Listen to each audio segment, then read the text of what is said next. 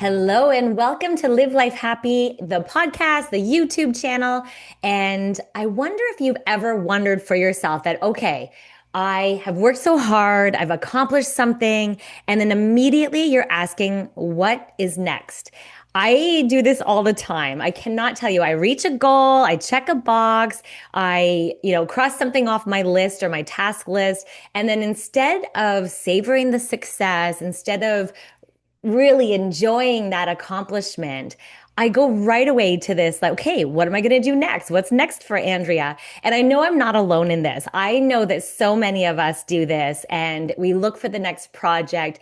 And so if you're like me, you are going to love, love, love what we are talking about today. So many of us spend our lives chasing the next thing, the next accomplishment, that next promotion. And, even the next version of ourselves, we're looking for that, right? I know I make vision boards of what I would love for my future. And so we become so fixated on the future that we often forget to appreciate the here, like right now, what we're in. And that's exactly why I am so excited about our conversation today. Today, I'm joined by the newest author in the Live Life Happy publishing family, Livia Grujich. She is here with her beautiful book. It is now available. Stop Searching for Next. What if the life you're chasing is the one you're already living? Livia, thank you so much for being on the show. Thank you so much, Andrea. I'm so excited. It's been a long time coming, and the fact that today's the day is just it feels surreal. It's amazing. It's amazing. And you're an educator, you're a speaker, you're the founder of Prescribing Happiness.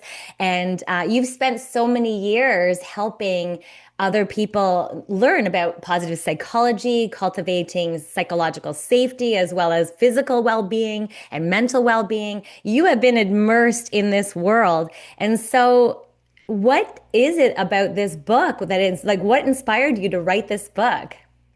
Oh my gosh, Andrea, that's a big question. I'll try to see if I could say it in one sentence, but in my own life, basically, I was checking boxes. I had all the things that I wanted to do, go to university, graduate, get that dream job. Then I left the dream job because I wanted to start my own company, get married, have kids. So I felt those were kind of the check marks, right? And when I got to a point where I wasn't, you know, in doing all those things, you always feel like you said beautifully, you're chasing the next thing without realizing it.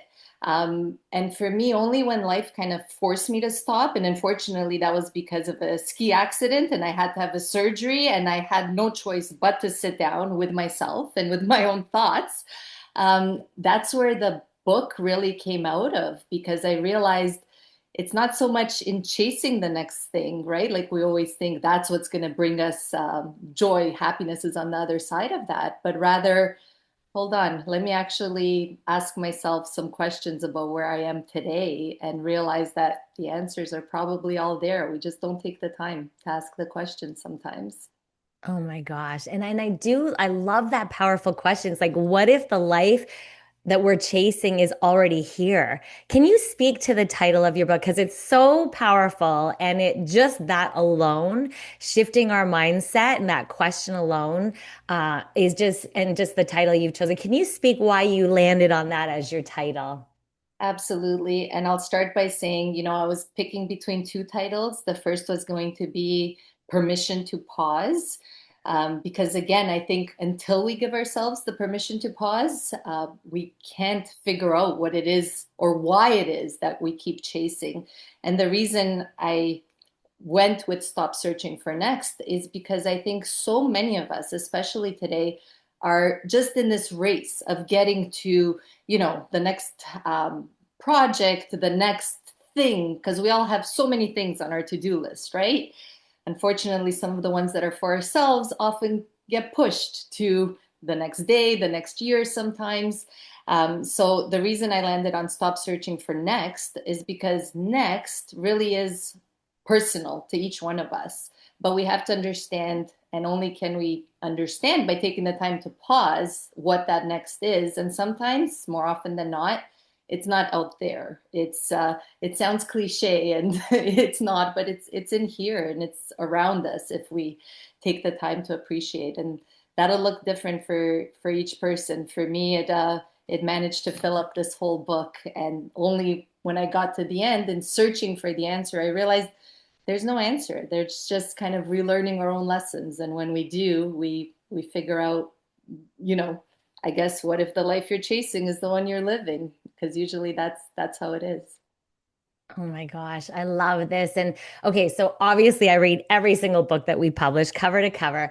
And I found myself while I was reading your book and going through it, I was doing all your reflection questions like, wait a second, pause on the reading. And I was actually like, I found myself in your story so much, and you touched me on such a deep level. And I remember getting so excited about your book because it helped me in so many ways too. Like I know I had my graduation with my master's, and like I didn't even go to the graduation and because I was on a beautiful vacation, but I haven't even celebrated it yet. Like it's amazing how it's like, okay, well, what's next for us? It's and so what I love about your book is you really do invite not just like you share your vulnerability, you share your powerful story, and you share so much with us. And I won't give it away because everyone's going to want to read this.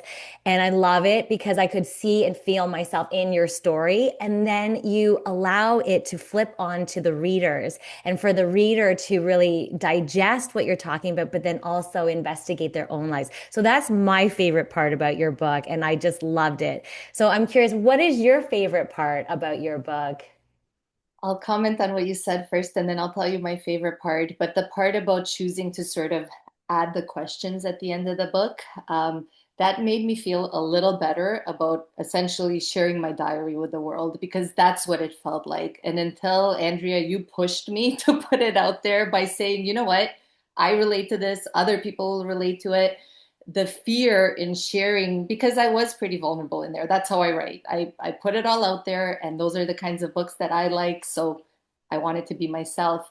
But it's scary to put yourself out there. So the reason I actually added those questions at the end of the book is because I thought the only way I'll get over this fear of it being all about me and what are people going to think about me is when I realized that it actually helps other people out there. So I invite the reader to pause and actually think about themselves and whatever the chapter was related to.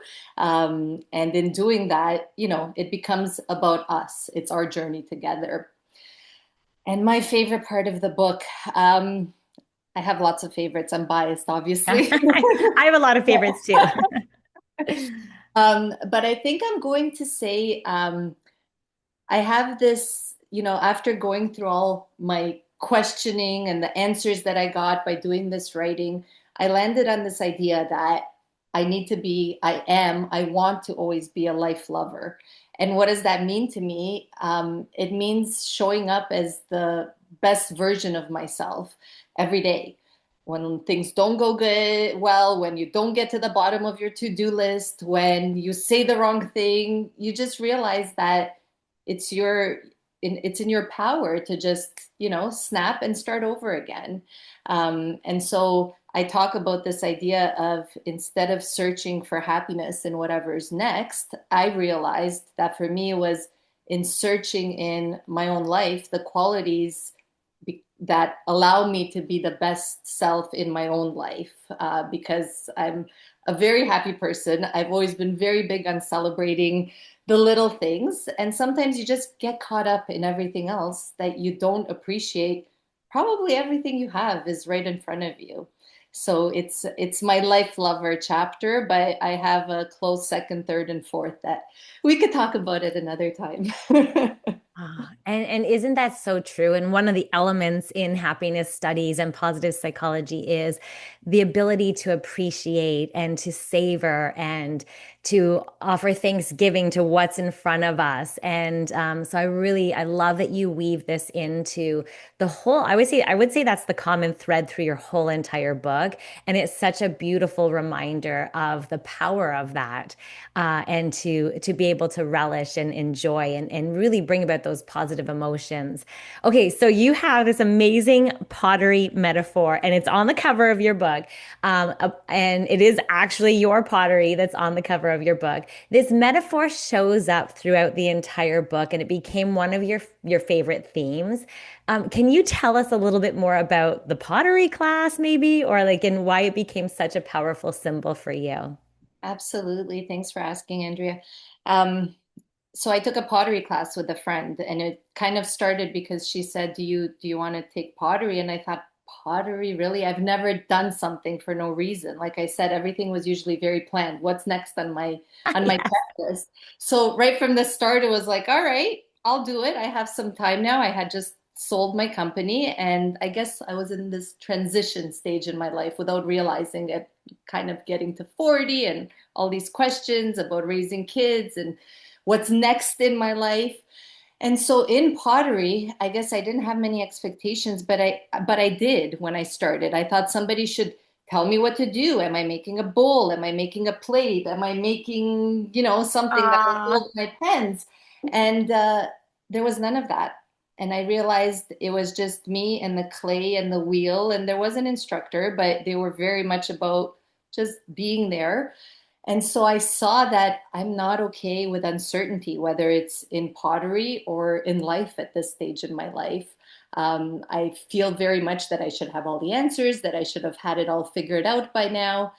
And so, yeah, pottery became the theme that runs throughout the book because whether I was trying to figure out how to make this bowl and keep trying and push harder or not, or let go, the things that were coming up over and over in my head weren't just about centering the clay. They're about really centering my life at this point in where I've gotten. So I think it's a metaphor that a lot of people will relate to. You don't have to do pottery in order to understand it. But so many of us sometimes try too hard to figure it all out. And it's with pottery at least, and with life, I realize when you sort of step back, sometimes the answers are right there in front of you. We're just too busy or too wound up in trying to figure it all out and figure out what's next that we don't see what's right in front of us. And it really doesn't matter, I guess, what you end up with. I use all my bowls. I love them. They're not perfect, but they remind me of the process. So it's not about what you end up with, but really it's about that journey and what you figure out about yourself along the way. Oh my gosh, like mic drop right there. And I also really appreciate this, like you brought it up there, is like you end up with something that isn't perfect, but you love it. And focusing on the process and all the ups and the downs of it and trusting in yourself. Like, you didn't have an instructor telling you what to do, and you're like, okay, I guess I'm gonna try this. And so I really love that you brought that in as a really powerful metaphor. And so many people are going to relate to your metaphor, but also to all the elements in your book. So, who did you write this book for? Hmm.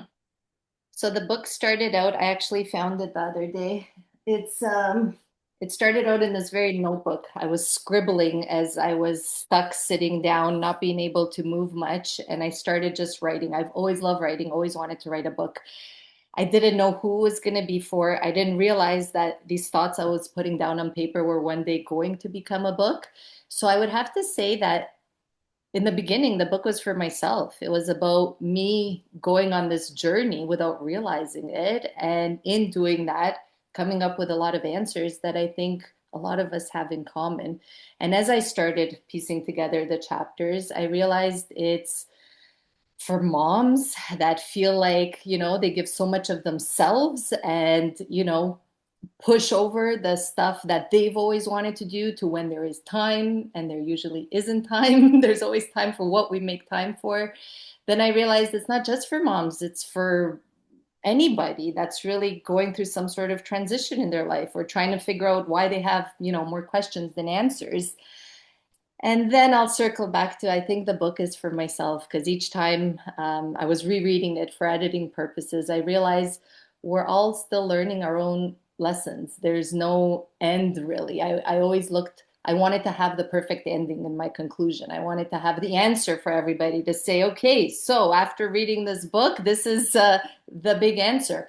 But I realize people don't want the answer. People don't want to be told, what to do. But I do think if we ask the right questions, and hopefully we all pause and ask some questions as we're reading it, then we're pretty good at coming up with our own answers. So, my hope in anyone reading the book, with anybody reading the book, is that I can just sort of be that person that is one step ahead, maybe because I've made some of the mistakes, I've asked some of the questions. So maybe I'll avoid you to not step in the same potholes that I did, and hopefully to allow you to appreciate all the sunny skies and all the beautiful things that we each have in our lives that sometimes we don't take the time to.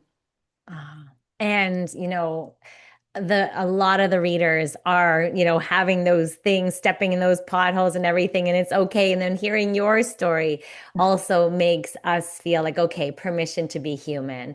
And that's why your book is just written with so much compassion and so much love and just intentionality in it, to help the reader. And you answered my question. My next question was about, if someone was to read your book, like what would the one message be like that they walk away with? And maybe you can summarize it for us. Absolutely. Um, For me, and I hope for the reader, the message would be one of acceptance. For me, acceptance historically meant I'm settling. And after going through all the experiences that I went to, I realized it's quite the opposite. It's actually just appreciating life as it is. We always, there's only so many hours in the day, and where our mind goes, sometimes we can't appreciate and we can't control. So just pausing when we can, how we can, through various, tools that we learn in positive psychology will help us to realize that accepting doesn't mean settling. Accepting is really that difference between what our expectations are and what we're always striving for. And right there in between is this beautiful, actually things are, or I can make them be what I want them to be. I have that within my own power. So having the confidence to be able to do that, I dedicated the book to anybody, when life feels blurry as it does for all of us, hoping that it brings clarity. So I guess that's what I'm hoping, that it brings clarity and it makes us realize that accepting where we are is the best thing we can do for ourselves. Oh my gosh. And you are such a hard worker. You have tenacity like crazy. And your story is powerful in ways that makes the woman, or as you said, you even have a raving testimonial from a gentleman.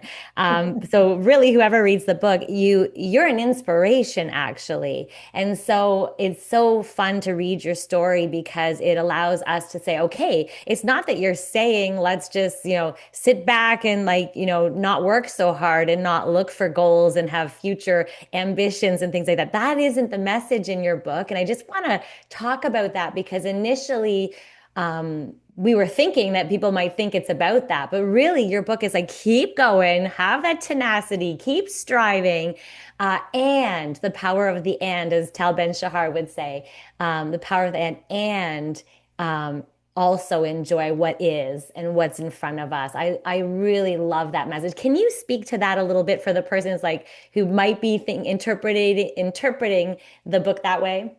Absolutely. And that was one of the things I remember us talking about. If we call it Stop Searching for Next, are people going to say, what do you mean? Like, and just bypass the book because it's about, no, I don't want to stop searching. I have goals. I want to get somewhere. And like you said, and us working together, that's exactly me. So Yeah. I'm always like, okay, I want to do this. I guess the difference is I want to do it on my own terms. And so it's this fine balance between accomplishing everything that you want, but balancing it with the things that you already love in your life. I sold my company because I wanted to be there for my family. That was a non-negotiable for me as the kids were growing up. And it was, but I didn't want just that. I also wanted to pursue my own ambitions and I wanted to figure out what's the best way of doing that so I can have presence with my family, be there for the important moments, and do the things I've always wanted to do, one of which being writing this book that I found I kept pushing because I didn't have time in searching for what's next. So yeah, it's not about stopping, it's not about sitting back, but it's about figuring out how am I going to do all these things? How am I going to get everything that I want to get and that I've always aspired to get, but not being chased, not being on somebody else's timeline, I guess, because if we don't set our own, it'll be set for us. So, through various, I guess, exercises that I gave myself in terms of trying to examine what does it really take to be proud of myself, because some of the things, when you write them down, seem quite silly. And unless you write them down, you would never realize that these are the things we operate by every day. So, in doing that exercise and in asking the reader to do that, and then maybe reevaluating, like, hold on, it's not about really, always looking rested or being the boss and everything or whatever the silly things I shared in there. It's not just about that. It's about having health and having the people around us that matter. And when you have those, you take them for granted. But we can't take them for granted. It's really about being present in the moment as opposed to what happened, what's going to happen, and everything else. Oh, so good, so good, so good. Okay, so I know I should probably not ask you this question given the title of your book, but I'm wondering what is next for you? And I was laughing when I was thinking of like, this question that I might ask you. Um, but I thought that like what is next for you? I know that we're gonna savor every moment of this book launch. It's so beautiful that you and I both we showed up. We both have flowers in the background here, and we both have the book in front of it. So it's so ironic that we showed up this way today. And so yes, we are savoring. We're about to go into your launch party, and I'm just celebrating you, Liv, and I just am so proud of you. And so I would love to hear, and I'm sure the listeners and viewers would love to hear what is next for you. Not that we want to skip past this beautiful moment. No, that's a fair question. And I thought about that when I woke up today, and the peonies just happened to bloom on the day of my book launch. I took it as a sign, but um, you probably don't see it, but I actually have my vision board behind me here. I do one every year, and 2026 was about, I drew out the picture of stop searching for next. I said, I've been writing it for a while. This was the year that it's going to get done. It's going to get published. It'll be out there. And so I am savoring that. I'm savoring, every time like the early readers would send me like that they got the book or that what it meant to them.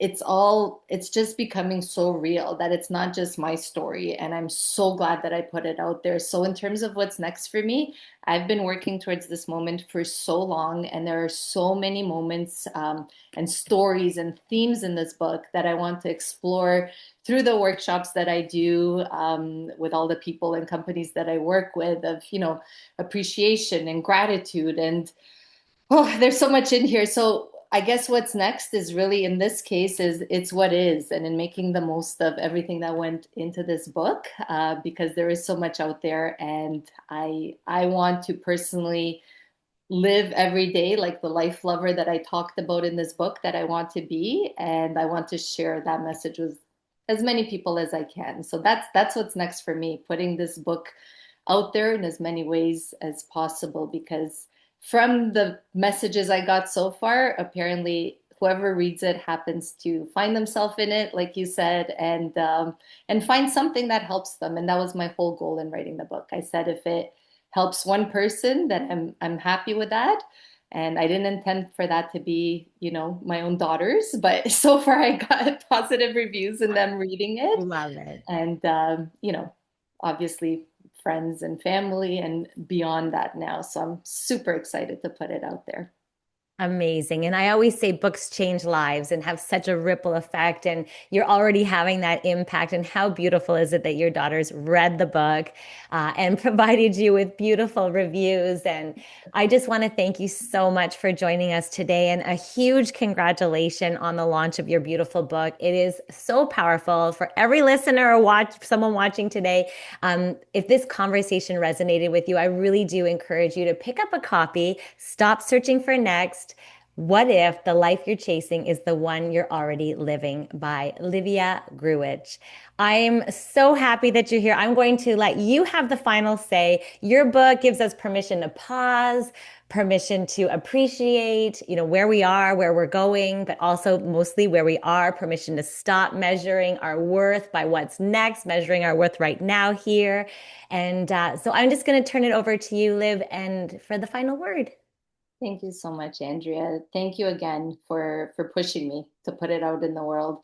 A lot of times it's the fear that stops all of us from doing the things that we are meant to do. And so I guess my final word is do the things that you want to do. Life is short and we need to really appreciate and savor and put ourselves out there, because only by putting ourselves out there fully can we really receive everything that's meant for us. So I do hope you enjoyed the book if you read it, and I love, love, love, love getting feedback, especially from, our HSA community and anybody out there who reads it. It means the world to me to know how you relate to the book. So thank you. Thank you so much. And thank you for spending time with us today. I so appreciate you.